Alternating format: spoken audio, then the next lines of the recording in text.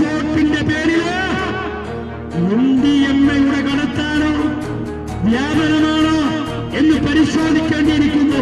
നമസ്കാരം. BJP കവളങ്ങാട് മണ്ഡലം സമിതി അഴിമതിക്കെതിരെയും വർദ്ധിച്ചു വരുന്ന ലഹരി മാഫിയക്കെതിരെയും നേര്യമംഗലത്ത് നൈറ്റ് മാർച്ച് സംഘടിപ്പിച്ചു. നേര്യമംഗലം നവോദയ സ്കൂളിന്റെ സമീപത്തു നിന്നും നേര്യമംഗലം ടൗണിലേക്ക് നടത്തിയ നൈറ്റ് മാർച്ച് മണ്ഡലം പ്രസിഡന്റ് അരുൺ നെല്ലിമറ്റത്തിന്റെ അധ്യക്ഷതയിൽ BJP എറണാകുളം ഈസ്റ്റ് ജില്ലാ പ്രസിഡന്റ് PP സജീവ് ഉദ്ഘാടനം ചെയ്തു.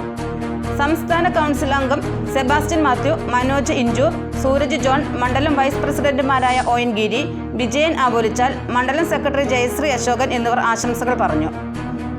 മണ്ഡലം ജനറൽ സെക്രട്ടറിമാരായ JNK നാരായണൻ സ്വാഗതവും വിഷ്ണു കൃഷ്ണൻ നന്ദിയും രേഖപ്പെടുത്തി. നമ്മുടെ കൊച്ചുകുട്ടികളെ, നാലിൽ പഠിക്കുന്ന കുഞ്ഞിനെ വരെ കാർന്നു നിന്ന രാസലഹരിയിൽ നിൽക്കുന്ന മിഠായി വിൽക്കുവാൻ കഴിയുന്ന സാഹചര്യം കേരളത്തിൽ ഉണ്ടാക്കിയെങ്കിലോ അതിന് ഉത്തരവാദി എന്ന് പറയുന്നത് മാർക്സിസ്റ്റ് പാർട്ടിയാണ്. അതിന് നേതൃത്വം കൊടുക്കുന്ന പിണറായി വിജയൻ എന്ന് പറയുന്ന മുഖ്യമന്ത്രിയാണ്. മാർക്സിസ്റ്റ് പാർട്ടിയുടെ ഇടനിലക്കാർ, SFIയുടെ ഇടനിലക്കാർ, DYFIയുടെ ഇടനിലക്കാർ അവർ കോളേജ് ക്യാമ്പസുകളിൽ, സ്കൂൾ ക്യാമ്പസുകളിൽ കടന്നു കയറിക്കൊണ്ട് നമ്മുടെ കുഞ്ഞുങ്ങളെ, നമ്മുടെ വിദ്യാർത്ഥികളെ അവരെ വഴിതിരിച്ചു വിടുകയാണ്.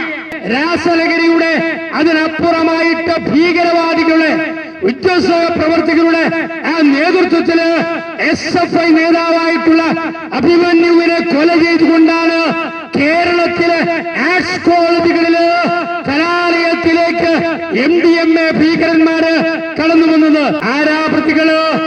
മാർക്സിസ്റ്റ് പാർട്ടിയുടെ ഗുണ്ടകള്. ആരാ പ്രതികള്? SDPIയുടെ ഗുണ്ടകള്. ആരാ പ്രതികള്? ഭീകരന്മാർ. അഭിമന്യുവിനെ നഷ്ടപ്പെട്ടു. പാവപ്പെട്ട ഇടുക്കിയുടെ പുത്രൻ, കേരളത്തിന്റെ പുത്രൻ, നമ്മുടെ അഭിമന്യുവിനെ നഷ്ടപ്പെട്ടപ്പോൾ ഒരു വാക്കുരിയാടുവാൻ അവരുടെ നേതാവ് പിണറായി വിജയൻ മുഖ്യമന്ത്രി തയ്യാറായില്ല. മാർക്സിസ്റ്റ് പാർട്ടി തയ്യാറായില്ല. ആഭ്യന്തര വകുപ്പ് പിടികൂടുവാൻ തയ്യാറായില്ല. കേരളത്തില് 3.5 കോടി ആ ഫണ്ട് പിരിക്കുകയുണ്ടായി. 3.5 കോടി രൂപ. ആ ഫണ്ടില് 3 കോടിയും മാർക്സിസ്റ്റ് പാർട്ടിയും SFIയും അമക്കി. എന്തിനു വേണ്ടിയാ അവർ അമക്കിയത്? രാസലഹരിയുടെ കച്ചവടത്തിനു വേണ്ടി, വിദ്യാലയങ്ങളില് സംഘർഷമുണ്ടാക്കുവാൻ വേണ്ടി, വിദ്യാഭ്യാസ മേഖലയില് ആ കലുഷിതമാക്കുവാൻ കഴിയുന്ന നിലപാടിലേക്ക് MDMAയുടെ ഉപയോഗം നാം കാണുകയുണ്ടായി. മഹാരാജാസിൽ മാത്രമല്ല, കഴിഞ്ഞ ദിവസം കളമശ്ശേരി പോളിടെക്നിക്കില് മാർക്സിസ്റ്റ് പാർട്ടിയുടെ SFIയുടെ അവരെ ആർട്സ് ക്ലബ്ബ്, അവിടുത്തെ യൂണിയൻ ജനറൽ സെക്രട്ടറി അദ്ദേഹം നടത്തിയ കച്ചവടമുണ്ട്. ഹോസ്റ്റലിൽ നടത്തിയ കച്ചവടം 10 കിലോ കഞ്ചാവ്. ആ 10 കിലോ കഞ്ചാവ് ഹോസ്റ്റലിൽ കൊണ്ടുവന്നുകൊണ്ട് ഇലക്ട്രോണിക് ക്ലാസ്സില് സ്വർണ്ണക്കടയിൽ വച്ചിരിക്കുന്ന പോലെ ഗ്രാമങ്ങൾക്ക് മില്ലികണക്കിന് തൂക്കിക്കൊടുക്കുവാൻ, കുട്ടികൾക്ക് പൊതിഞ്ഞു കൊടുക്കുവാൻ കഴിയുന്ന പൊതിയും കവറും കഞ്ചാവും പിടിച്ചു. എക്സൈസ് പിടിച്ചപ്പോൾ അതിൽ നിന്നും 10 കിലോയിൽ നിന്ന് 300 ഗ്രാമിലേക്ക് ചുരുങ്ങുന്ന രംഗം കളമശ്ശേരി പോളിടെക്നിക്കിൽ നാം കാണുകയുണ്ടായി.